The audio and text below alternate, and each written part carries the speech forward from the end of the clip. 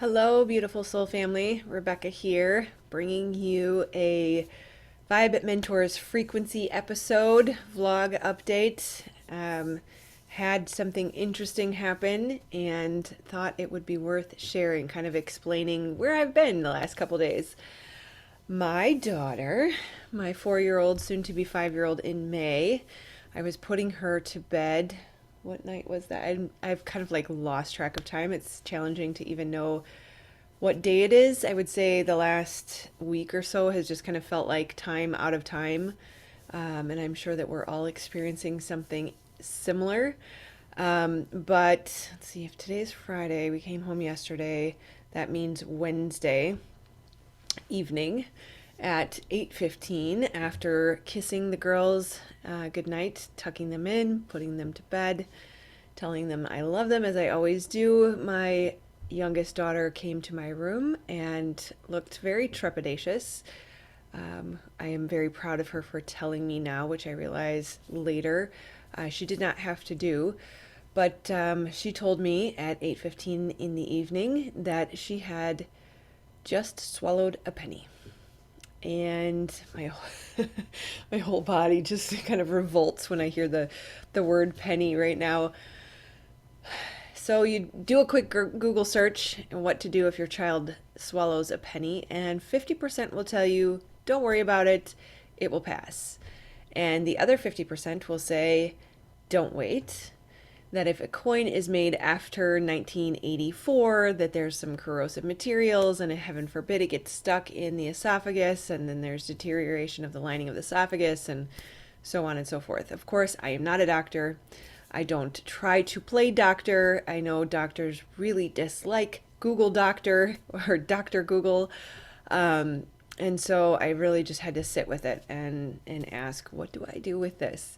And I held my daughter in my arms. She's very tall for a 4 year old. So, sitting in my bed holding her, and she just kind of kept moving. She couldn't quite get situated. And I said, does it hurt? Can you breathe? I had my ear very close to her mouth, just trying to understand if she was breathing properly. And what I could determine was that her back was hurting from the penny.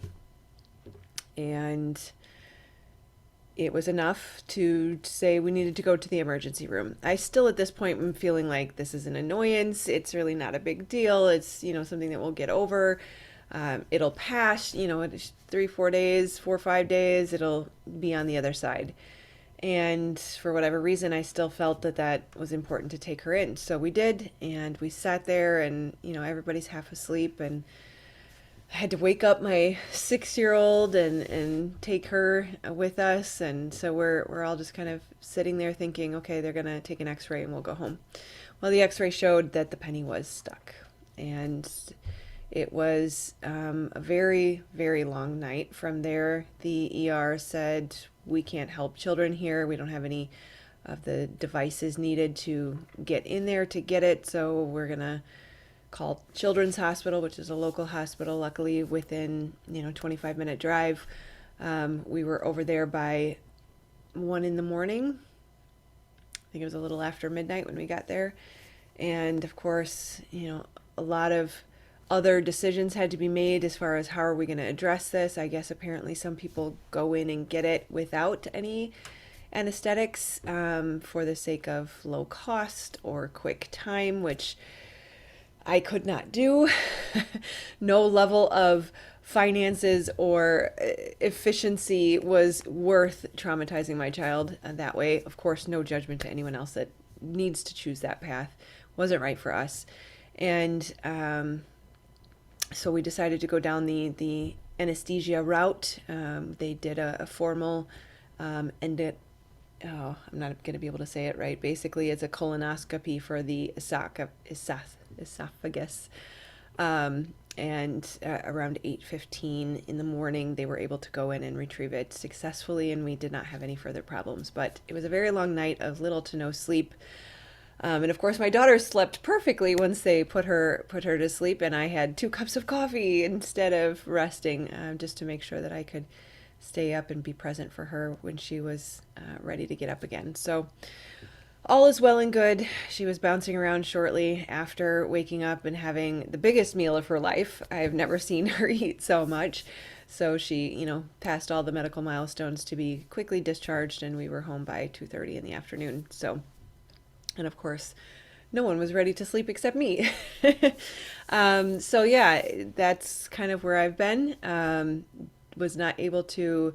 Oh, and also, this is of course mid accelerator. So I offer every 6 to 8 weeks a free Manifesting Abundance Through Your Life Purpose Accelerator on Facebook. So I had to also manage day 3 of that while not sleeping and handling the to's and froms as far as things at the hospital and things at home. So yeah, very, very challenging. And I guess one of the biggest reasons I want to share that with you is, as you know, I do these so that you can get to know me. I want to remain human in your eyes so that people don't feel uncomfortable asking for help or reaching out. And we're all on this path in one way or another. And some of us are 2 steps ahead and some of us are 2 steps behind. And that's well and good, just as it is. But also, I thought it was important to share some of the lessons that came out of that especially as someone who has grown up with that fear of taking up space, fear of not being worthy enough to ask for what I'm worth. And of course, these are challenges that I have overcome, but life has a way of continuing to bring up these lessons to ask the question, have you really learned the lesson? And so being able to calmly and confidently, because some of what can happen when you have that not enoughness wound from your childhood is we suppress our desires, we don't ask for what we need, and then we get to sort of a boiling point, and then it becomes sort of a lash out. Or if we are in a more extreme situation like this, we've spent most of our lives in hypervigilance or a consistent state of needing to survive, and so we're always on in the sense that our fight or flight system is triggered, and so we're edgy, right? Our nervous system can be fried, and we in these types of situations can very quickly go from 0 to 60 because we recognize that the calm, passive, nice me is not going to be able to achieve what needs to be achieved in this intense moment. And so we may sort of more aggressively than we should assert ourselves, right? So I don't like the way you're handling that, right? And just kind of, instead of very calmly and balanced, taking a balanced approach, being able to say, you know what, my job is to protect my daughter. I'm a mom, and that comes first and foremost. And I don't really see that the way that you are poking her to get this IV as helpful or beneficial, that she is being traumatized right now, and there must be a better way. And I don't know what that way is right now, but I know that continuing to poke her is not helpful, and I'm not willing to do that. And so really showing up for my daughter and saying, I trust myself enough to know that the way I feel about this is not right. And I'm not a doctor, and I respect you, Mr. Nurse or Mrs. ENT or whoever I'm talking to, that I am not trying to play doctor, and I'm not trying to claim that I know better than your degree, and this is in no way an attack on your intelligence or skill, but I also trust myself, and I also understand that my job is to protect my daughter, so I would expect that you would give me the same courtesy of respect. And so in this moment, I'm choosing to say we're not going to do this right now. That she would have been sleeping until 7 a.m. anyways, that she's not going to be dehydrated, and we don't know how we're going to handle this. And so until we do, this IV is not critical. And that was a big milestone for me. Historically, I would have gone 2 paths.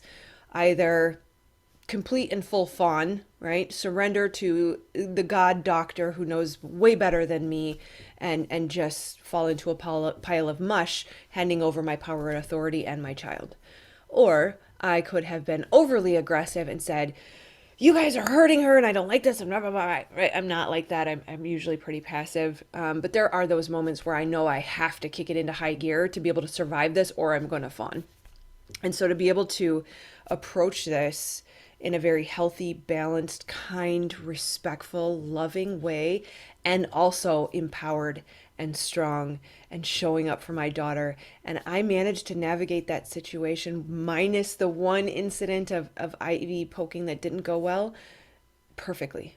That she was not harmed, she was not traumatized. We eventually discovered that the anesthesiologist could just put her to sleep with a smelly little bubblegum gas that she absolutely enjoyed. And she had her stuffies and her blankie and her silky. And I walked with her to the surgery room, and she fell asleep peacefully, and she never felt a thing. And they got the IV in while she was sleeping, and they retrieved the penny without any issues, no harm to her esophagus. And she woke up as joyful and as peaceful as ever. And so I really felt like, and I'm so glad that I'm sharing this so close to the event, because it's still processing in my body, right? That was powerful, that there is a middle ground where we can defend ourselves, we can resolve conflict, we can honor and trust ourselves and still show up for not only ourselves but the people we love, and also not have to cause conflict or disrespect on the other side. That those doctors were very supportive, very kind. I never felt punished or disrespected in any way. That it was good for everyone involved, right? And that's what we want at the end of the day, is the best and highest good for all. And so, as a recovering, rehabilitated people pleaser, and someone who has put a lot of effort into healing that unworthiness wound, and stepping into my highest power and living my best life through those things, I am honored to be able to share with you the learnings and the proof that it is possible, that we can go from this fear of being seen, this fear of standing up for ourselves, the fear of not pleasing someone, and we can find ways to meet our needs, to show up for the people that we love, to meet their needs, and also to be loving and respectful, and create a good example for the people that we're engaging with. So there it is. That's where I've been. Sorry about that. Life happens. I trust that you will understand and be supportive, because you're all awesome and amazing. And I'm so grateful to have my beautiful family of, at this time, 300 and a little more beautiful subscribers that I love and adore so much. Yeah, and that, I think, is it. I will probably be doing a video right after this, around why it doesn't pay to be the nice guy. So that would definitely be a massive shift for anyone who has struggled to stand up for themselves, or to not take on the responsibility of the happiness of the people around us, right? That if I had been concerned about the doctor's approval and them liking me, or not rocking the boat, that my daughter would have suffered and I would have self-abandoned. And so it is possible, guys. We can do this. So I love you guys. I will see you on the next video. I hope you're having a beautiful, beautiful Easter weekend. Of course, hopefully this is evergreen, but at the same time, I still want to be here and present and real with you. And so I love you, and I'm sending you beautiful new beginnings on this rising Easter holiday. And I will see you on the next video. Namaste, my friends. I love you.